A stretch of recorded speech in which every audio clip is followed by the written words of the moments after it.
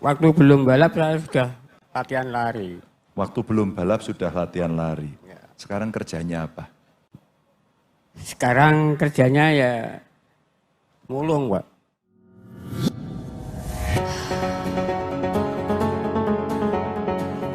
Momen menarik terlihat saat acara pembukaan Pekan Olahraga Provinsi ke-16 Jawa Tengah, di mana Gubernur Jawa Tengah Ganjar Pranowo menghadirkan 2 orang mantan atlet berprestasi pada Minggu 6 Agustus 2023.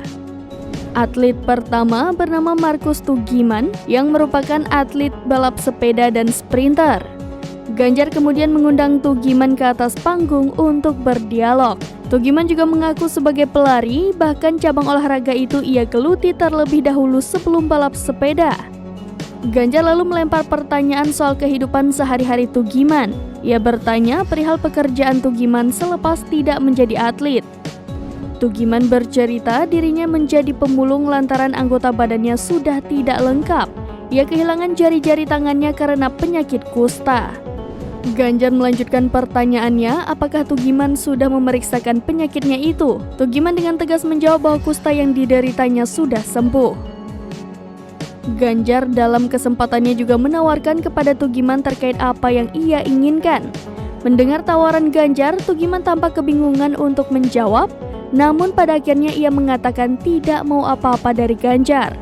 Ganjar mengakhiri obrolannya dengan Tugiman dengan meminta tepuk tangan dari peserta pada pembukaan Pekan Olahraga Provinsi ke-16 Jawa Tengah.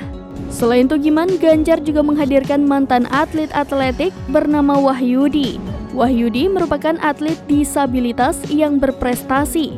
Ia berhasil memperoleh 2 medali perak dalam ajang ASEAN Para Games di Filipina beberapa waktu lalu.